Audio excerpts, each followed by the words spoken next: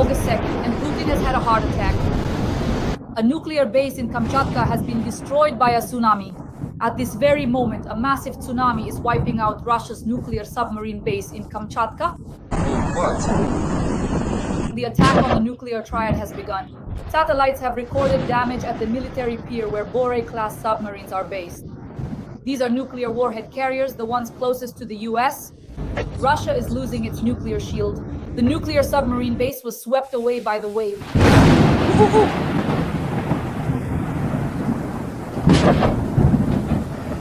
At the same time, there's a series of strikes on the railway. Trains burning real good. Panic in Taganrog and Penza, a fire at the radio factory, and explosions in Crimea. This is fucked. The Ukrainian Armed Forces are attacking logistics and Russia is losing control. What's happening with the nuclear fleet, and why are even the submarine forces becoming vulnerable? No, seriously friends, it's August 2nd and a massive tsunami has wiped out Russia's nuclear submarine base in Kamchatka. Satellites have recorded damage at the military pier where a Borei-class submarine is based. These are carriers of nuclear warheads, the closest ones to the United States of America. This is a sensational and unprecedented event. Russia is losing its nuclear shield. The nuclear submarine base was swept away by the wave. Satellites are recording the damage. If the infrastructure there is indeed compromised, an entire line of nuclear deterrence in the Pacific is at risk. At the same time, the Ukrainian Armed Forces are striking the rear. Moscow, the Moscow region, and St. Petersburg. A radio factory in Penza burned down, railways were cut in the Rostov and Moscow regions, and in Crimea there are explosions and panic. We are witnessing the beginning of a systematic campaign. The strikes are targeting the most vulnerable points. What is happening to the Russian nuclear fleet, and why are even submarines now becoming vulnerable? Russia is losing its nuclear shield. It is under a barrage of strikes. These are no longer chaotic attacks. This is a clear, systematic campaign to destroy supply lines, communications, and the nuclear triad. Bridges, railways, radio factories, traction substations, logistics hubs. At the same time, the Pentagon is ordering missiles worth $3 to $5 billion for Ukraine. And Germany is providing us with new Patriots. Even Trump acknowledges Russia's terrorist actions. This is a disgrace. What is this? Is this the beginning of a complete logistical collapse of the Russian armed forces? We're discussing this right now with top analyst Roman Svaitin. Greetings, and I wish everyone good health. Roman Grigorievich, a tsunami damaged the pier at the nuclear submarine base in Rybachi, that's in Kamchatka. Satellites have recorded a shift in the structures. This is the base for the Boreis and Deltas, the closest one to the US. What risks does Russia face after the submarine base in Rybachi was damaged? Does this weaken Russia's nuclear triad? Well, definitely one of the main mechanisms for launching Russia's nuclear weapons is submarines. Any base that is put out of commission, by the way, including the one in Crimea, there was a base there at one time as well. Why did the Russians cling to Crimea and refuse to give it up? There was a submarine base there. Now we've driven them out. In Novorossiysk, they never really managed to build a proper base. And Feodosia 13, that's a nuclear facility in Crimea. They never managed to launch it. No brains, no money. Planet Shelezyaka, no water, no mineral resources, inhabited by robots. That's pretty much like Russia. In other words, they couldn't get almost anything up and running, so the remaining bases are very important to them. But most likely, this was the work of our heavenly office and the prayers of our believers from various faiths, who called down thunder on the heads of the Russian military. One of the ways to do this is to give a good shake to the places where the submarine bases are located. And that's exactly what happened. We saw it. And in general, a big thank you to the Heavenly Office and to those who prayed. Roman Grigorievich, in general, is it even possible for Russia's nuclear triad to be under threat? When we talk about Russia's strategic aviation airfields, nuclear submarines, the Pacific and Northern fleets, are we really talking about attacks on the nuclear triad? Well, it's called a triad precisely because there are several, at least, mechanisms for delivering nuclear warheads. Submarines, the so-called naval fleet of various types, including both ships and submarines, as well as aviation, long-range strategic bombers, missile carriers. Well, naturally, there are also ground-based launchers, both silo-based and mobile ones, which the Russians have plenty of in this regard, although their new missiles never really make it off the drawing board. With the Sarmat, nothing at all has happened. They made a fuss about the Oreshnik, as they say, but then forgot about it and went quiet. So, by and large, the Russians don't really have any development to speak of, and basically they're mostly just using the mechanisms left over from the Soviet Union. These systems, through various means, including acts of God, are of course gradually failing. So one of the mechanisms is simply the aging of the equipment itself, and also various disasters, including earthquakes like the one in Kamchatka. So they are definitely experiencing losses. In other words, Russia's nuclear potential is decreasing. It seems that the total number of nuclear warheads isn't going down. There's a really significant and pressing question about their ongoing restoration efforts, because a nuclear warhead literally needs to be completely remanufactured every approximately 30 years, since there's a certain inherent and unavoidable decay process that occurs over time. So they absolutely need to be constantly and meticulously remanufactured, which the Russians are currently not doing at all. That's why there's still a big question regarding the nuclear triad, specifically about the actual number of nuclear warheads ready for use. The Russians are not in a very good position in this area. Dear audience, please like this video, give a like to our duet with Roman Grigorievich, and write a few kind words in the comments to support Ukraine. Tell us where you're watching from, and share your thoughts on the tsunami and the attacks on Russia's nuclear triad. This is truly very important. Then now we move on to the actions of the armed forces of Ukraine. The Ukrainian Armed Forces carry out pinpoint strikes on railway logistics in the Rostov and Volgograd regions. Salsk, Kotelnikovo, Kanalnoye. Traction substations, fuel trains, and electrical control posts were damaged. What's going on, Roman Grigorievich? Are we methodically destroying the enemy's railway hubs and logistics? Well, over the past week, you can literally see the systematic nature of the work now. At first, when they initially started hitting some Russian traction substations and railway infrastructure, it seemed a bit scattered and somewhat disorganized, and it wasn't entirely clear what the ultimate goal or objective truly was. But now, after a week of daily strikes on railway hubs, power plants, that is, on balancing energy capacities, and on traction substations, it's become clear. Now it's clear that they're practically trying to paralyze things. And of course, these aren't the last strikes naturally. Our forces are trying to do this with long-range strike capabilities. Mainly, these are our fierce An-196. That's Antonov. Production was funded for us, about 400 million euros for their manufacturing. Germany, by the way, thank you very much. Direct payment on the level of the so-called Danish initiative, when the Danes raised money and paid directly and continue to pay directly to the manufacturers of the Bogdana self-propelled artillery systems. So in much the same way, these An-196 are now being produced with German funding and are carrying out combat missions in large numbers. You can see the systematic approach now. So at this point, you could say that the direction toward Rostov and toward Taman has basically been neutralized. This is the main railway line that supplies. Right now, the Russians are trying to transfer the reserves they had gathered for the second wave of the summer offensive. And this systematic work on these hubs gives us at least some hope that we can stop the movement of Russian troops deep in the rear. And it's not just equipment, but also fuel. Although, as we've discussed many times, the optimal way to deal with fuel is to destroy oil refineries, but so far our authorities have not allowed our generals to do this. Roman Grigorievich, can we now really talk about a large-scale campaign by the Ukrainian Armed Forces to destroy the logistics of the Russian Armed Forces, specifically through the railways? Can we predict that these actions will intensify? Well, definitely the direction chosen is the right one. This is systematic work, planned work. One could even say it's already become routine in this direction. In the Rostov direction, they found ways to overcome the frontal air defense in Donbass. The Russians have been building it up there for more than 10 years. It really is dense, but nevertheless, they found a way. They found opportunities and mechanisms to break through it. And after that, combat drones carry out the main task. In other words, the Lyuti can reach quite far, 600, 700 kilometers for this drone. Now, especially new modifications of drones with new warheads that can perform combat missions of different levels. That is, this systemic nature makes it possible to shut down Russian logistics in this direction until they at least switch to some other mechanisms. Let's move on to occupied Crimea.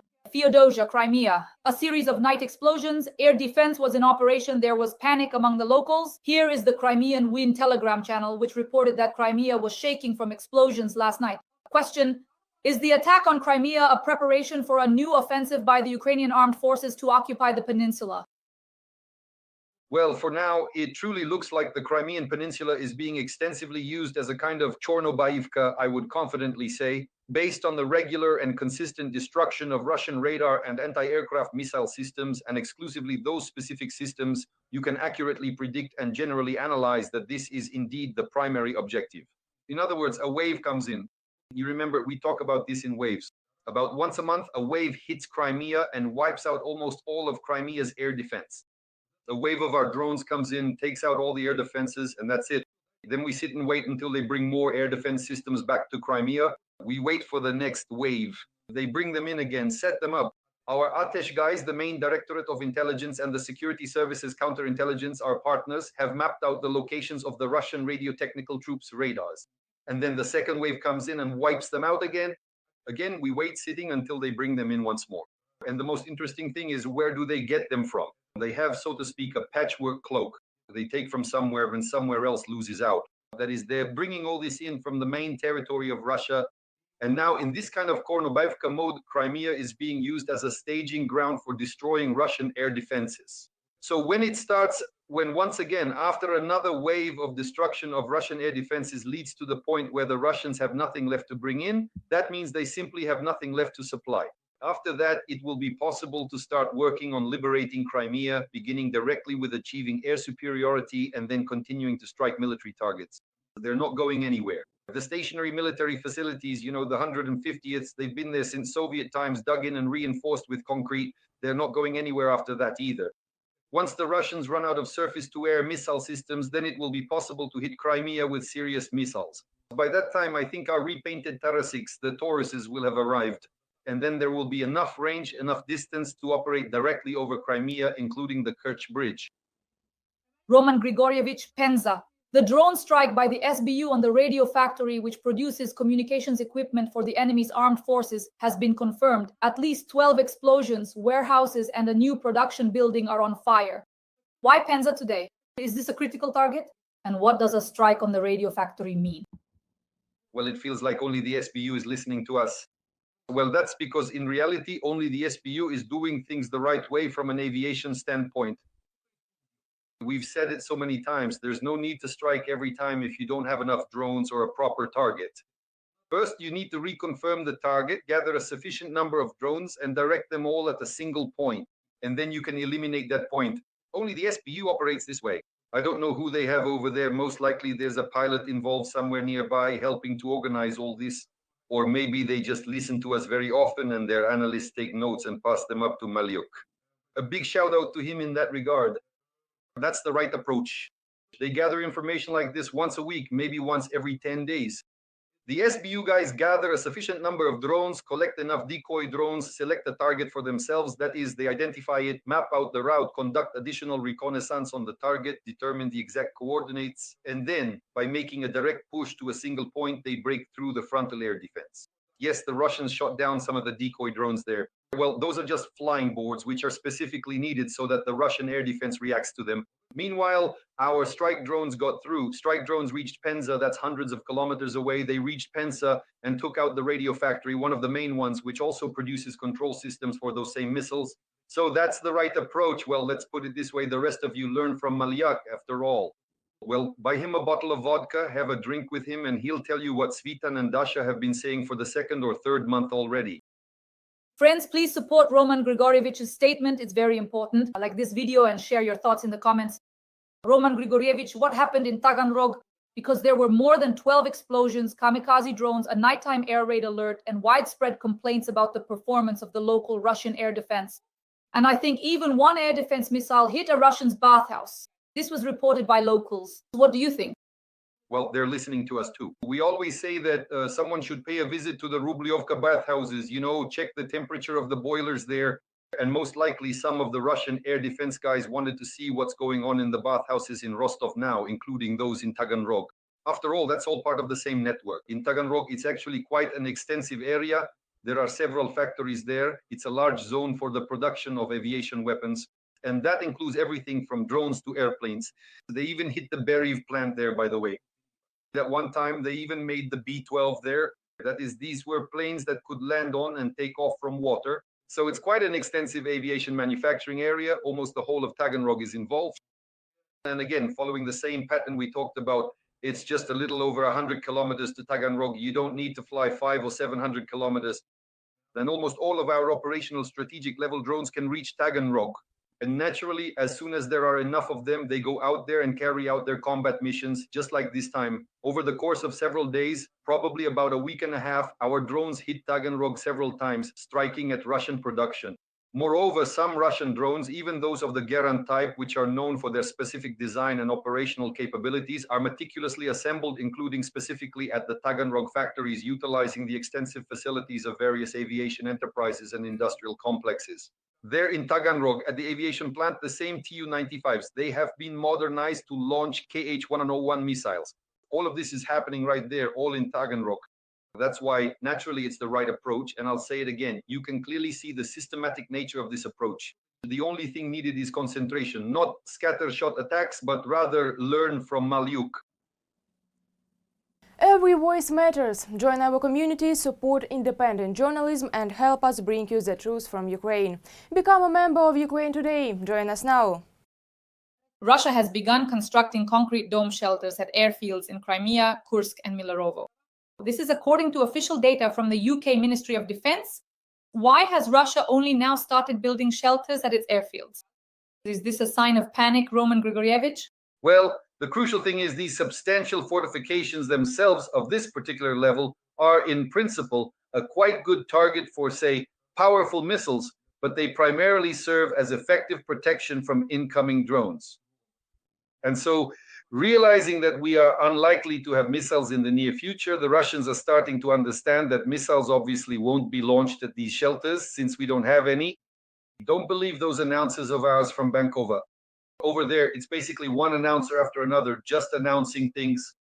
But in reality, it's because there's no other reason. The thing is, any shelter, even a concrete one, is not really a shelter against a bunker-busting warhead. On the contrary, it's actually a good target.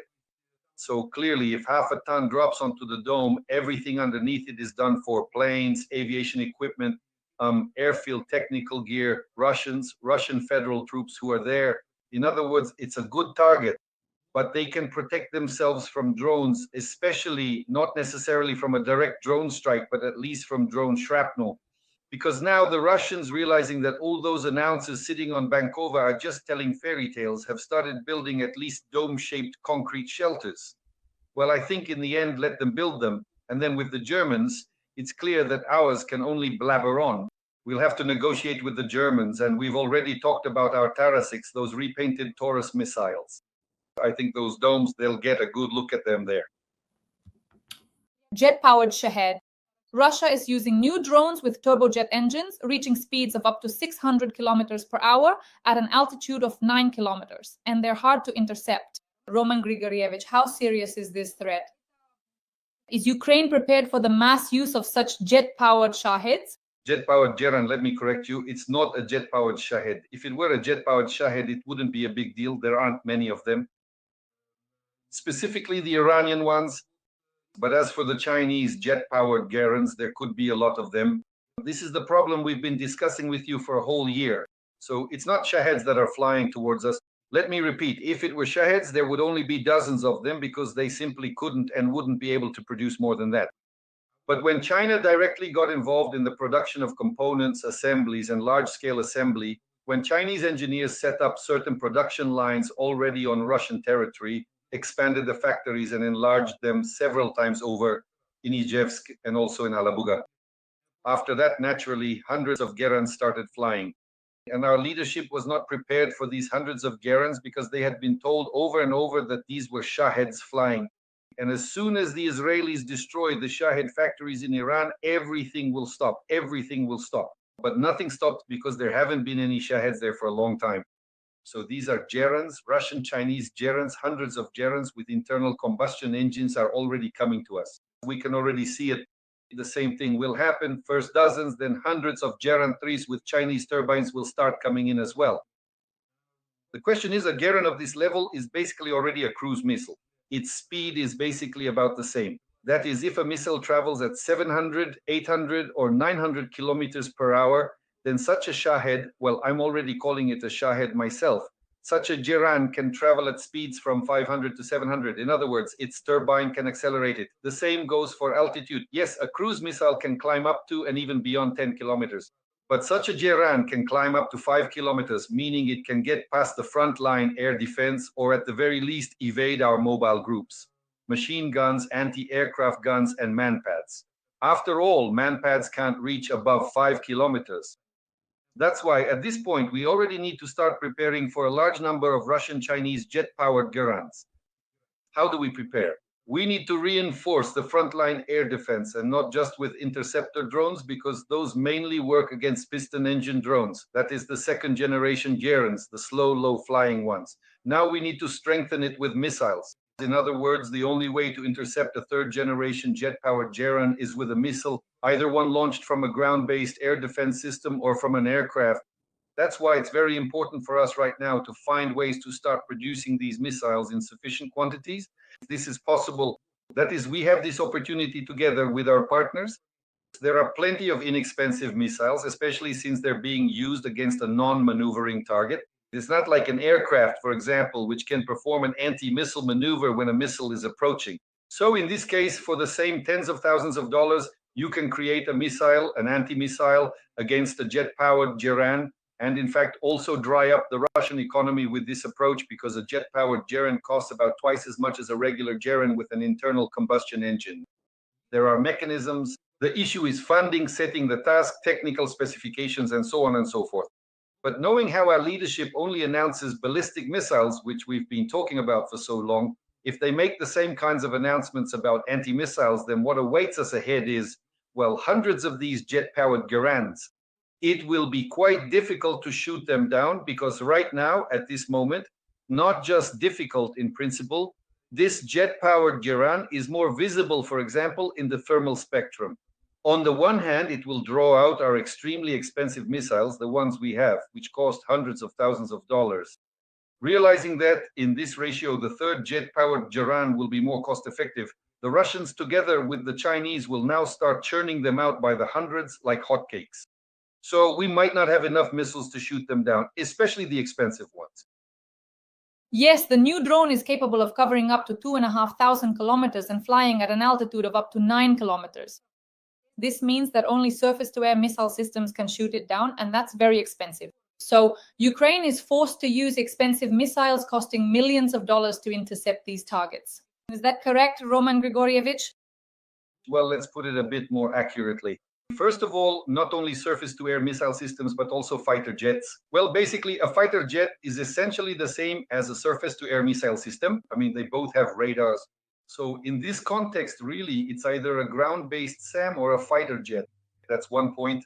And secondly, the missiles don't cost millions of dollars, but they do cost hundreds of thousands, like $100,000, $200,000, $300,000. The missiles that can currently be used against these Geran 3 drones are quite expensive. That's why I'm saying we need to develop a missile that's not so expensive. First of all, half the functions of a missile designed to chase after an aircraft aren't needed here. Why? Because you don't really need to chase after a Geran. It's not a maneuvering target. So in this sense, it's much easier. That's why we can make it cheaper. In other words, make a missile that's less expensive than the Geran itself. And in that case, if you scale up production even further, then in principle, you could use these missiles to shoot down not only the original Geran drones, but also the piston engine Geran models, the second generation, the so-called slow-moving ones. Here, it's a matter of cost. And as soon as we reach a certain figure where our production becomes cheaper than the Russian-Chinese Geran drones, believe me, the Russians themselves, together with the Chinese, will reduce their production because it will no longer be profitable for them. Roman Grigorievich, when we talk about, for example, interceptor drones, can this be an effective and very cheap countermeasure against the new drones? Definitely not against the new ones. The thing is, an interceptor drone, even if it accelerates to the speed of a third generation Geran with a turbojet engine with a turbine, it simply won't catch up to it. Well, you could try to hit it from the front hemisphere, but that's very difficult. You could easily miss, and if you're chasing it, you simply won't catch up. That's why interceptor drones in this sense will be absolutely ineffective against the third generation Gerans. An interceptor drone is effective against internal combustion engines, meaning the second generation Gerans with internal combustion engines. Again, in terms of effectiveness at the moment, it's just that we haven't yet deployed, for example, light aircraft, because light aircraft would actually be even more effective than interceptor drones. But this needs to be a comprehensive approach. We need to have everything. We need to have mobile groups on the front line, mobile groups that at the very least have access to machine guns, anti-aircraft guns, and high-altitude anti-aircraft guns. We have anti-aircraft guns that can operate at ranges from 4 to 8 kilometers. There should also be man-pads with a range of up to 5 kilometers, which work very reliably. Man-portable air defense systems like the Stinger. There should be interceptor drones as well. In other words, a mobile group is still necessary. But all of this should be part of the core, as part of the core air defense brigade. So this is Army-level air defense. And here we also need to deploy not just man-pads, but short-range surface-to-air missile systems with infrared homing warheads, which will be able to target, among other things, jet-powered Gerran drones, and essentially prevent any number of Russian Gerrans from entering our territory. So this kind of layered system of strike assets for the brigades within the core will make it possible to strengthen the frontline air defense. And whatever manages to break through into our territory can then be dealt with by long-range surface-to-air missile systems, building a multi-layered defense, helicopters up to 1 kilometer from 1 to 3 kilometers, light aircraft, light aviation, even up to 4 kilometers, and from 4 kilometers and above, fighter jets. Here you have the mechanism, that is the system that needs to be built. But now, at this moment, you can already see preparations for building this system. Madhyar has taken on air defense directly. So that's correct. That's the right approach. This is exactly his task. This is frontline air defense, and light aircraft are getting ready to take off. There are already orders, and now the whole process has begun. In the next 1.5, 2, maybe 3 months, we might already see the effect. Roman Grigorievich, the US has signed a contract worth $3.5 billion for the production of AMRAAM missiles, including for Ukraine. Germany is transferring 2 more Patriot systems to Ukraine and will receive new ones from the US in return. So AMRAAM missiles have a target engagement range of over 100 kilometers for aircraft and 20 to 40 kilometers for NASAMS. Their effectiveness is up to 85%. How will the delivery of new missiles and new Patriot systems change Ukraine's air defense strategy? Well, only the quantity will change. That is, the strategy won't change. They will continue to be used in the same way. What is an AM-120 missile? The AM-120 is the main NATO missile, a missile used by fighter jets like the F-16. This is the primary missile with which the F-16 shoots down cruise missiles and aerial targets, only aerial targets. It does not work against ballistic missiles.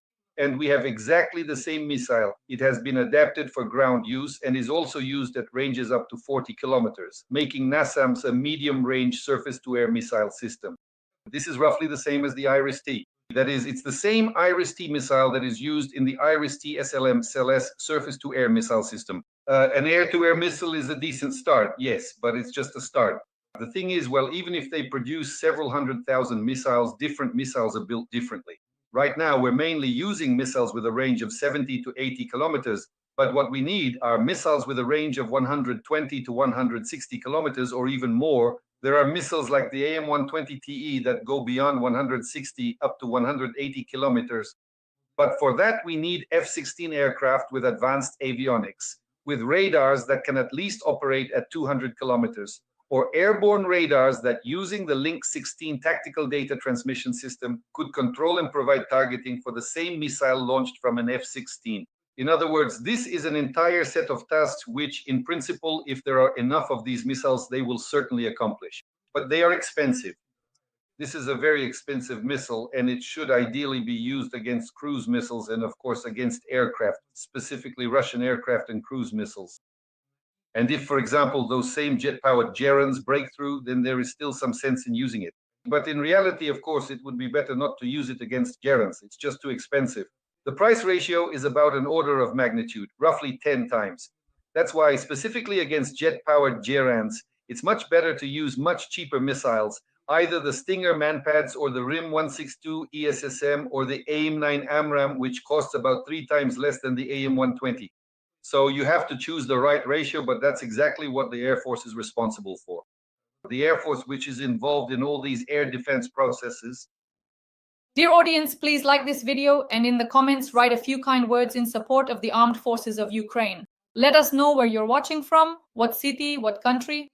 Roman Hrihorovich and I are working for an audience all over the world so that people know the truth about Russian aggression and Russia's war against Ukraine, and so that as many people as possible support Ukraine. That's why every like, comment, and subscription from you is invaluable.